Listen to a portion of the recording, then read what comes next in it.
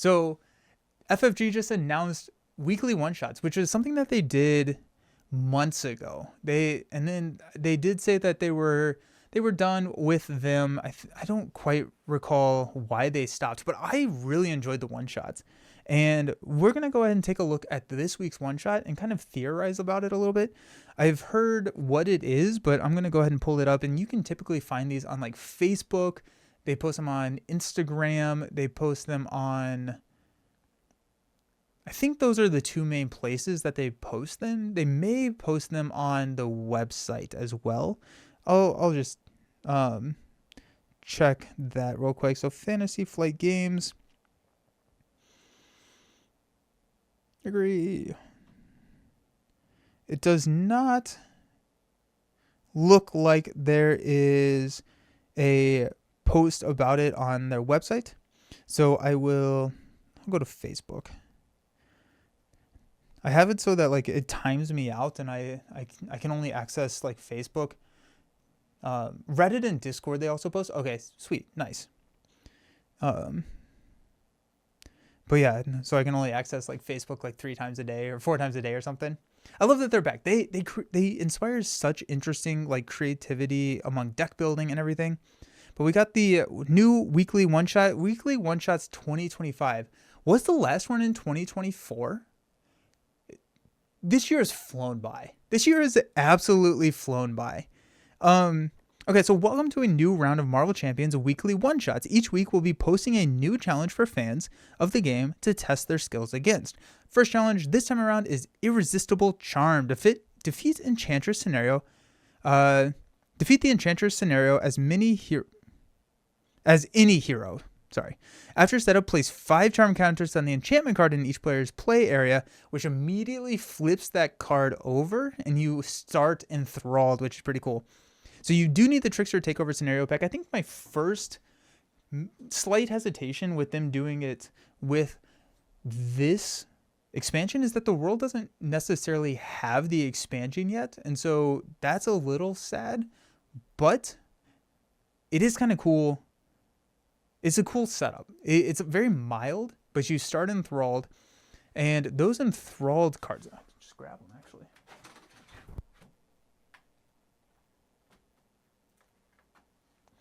So we got the Hypnotic Gaze. So we have a couple of options. We can make it so that when revealed, you're stunned. And then all of them have a forced action that you have to take before your player phase ends. So it's like heal a damage from Enchantress to draw a card, then discard a card. Give Enchantress a face-down boost card to ready your identity. Place 1 threat on the main scheme. Remove 2 threat from a side scheme. That's kind of a cool Trance of Pride. Exhaust this card to take 1 indirect damage to deal 2 damage to a minion. Then exhaust this card, draw a card, then play that card, paying its cost. You cannot take 1 damage. Interesting. Okay. So how would you all go about building for this? What's up, Matt? Her treachery cards become so strong. Oh, that is so true because she has the treachery cards. Like, let me find one. Spell Blast. If your identity has the Defiant trait, choose one. If you have the Enthralled trait, which we do because we immediately have that Enthralled trait, do both in either order. She schemes with +1 and she attacks you in +1. Whoa. Some folks leaving don't have it yet comments. It's not the dev's fault. I love the challenge. Yeah, the challenges are a ton of fun. I think, well, I mean, like, we can try it. Like, I think I want to play Spider-Woman first, but then let's try Enchantress with the Hulk, with Hulkling and see how it goes. If I was to pick anybody, I honestly, Colossus feels decent here.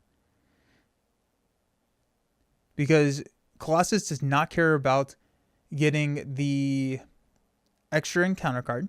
Colossus does not care about healing damage from Enchantress just because he has a ton of damage output and he gets to draw a card, which allows him to fix his 4 hand size a little bit. He discards a card so you're net even. Place 1 threat on the main scheme, remove 2 threat from his side scheme. That could be a little iffy. Draw a card, then play that card paying its cost. He has a lot of resource generators. And then take 1 indirect damage, deal 2 damage to a minion. That would be probably the worst one, especially if you don't have allies out, because that's going to ping your tough. But of the 5, I feel like Colossus is fine with 4 of these, and so I would take that risk. Colossus with secret base for insta double toughs. That would be cool. Yeah, the new secret base. Whenever you flip up, you or flip down, you get a tough card. That would be cool. I think I want to stick with Hulkling just to play Hulkling more and more because I'm enjoying that. But I think if I was picking a hero, I feel like a Colossus would be a pretty decent one to dive in on with this challenge. I'm curious, what do you think would be the worst hero? Now we have like Valkyries and stuff like that, but I'm curious if there is like average hero or a good hero that really gets hurt by this. The forced actions are so interesting.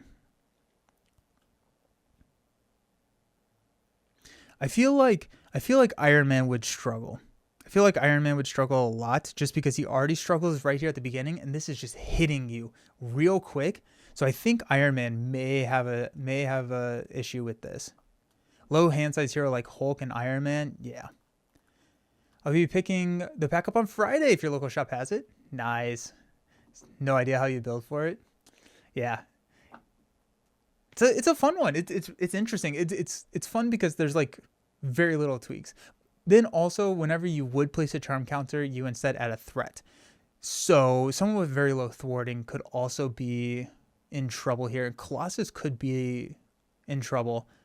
Valkyrie, I think, is going to just struggle, mainly because she's not going to be able to keep up with the threat. Hulk probably would do the same thing.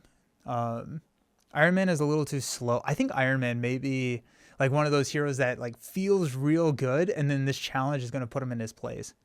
Fury, spell makes Enchantress scheme. Oh, jeez. Oh, that would be so brutal. Gambit would crush it. Yep, Gambit would be good. Spider-Man could struggle. I think a lot of the low thwart heroes would really struggle because you're placing a lot of threat initially, because whenever you place a charm counter, which happens very frequently, it's like whenever she attacks, right?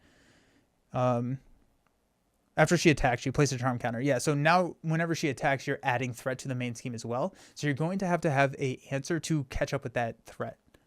Interesting. Yeah, Peter. Probably a coincidence, but since you changed your studio setup, I really need to crank up the volume on my phone. Is that the case? I switched mics, and my thing says that the audio is right at the same level as it always has been, but I can go turn up the mic if we need to. Phoenix would also do well. Phoenix would do well because she has so much thwart right there at the beginning. Sound is good over here. Nice. So that'll be fun.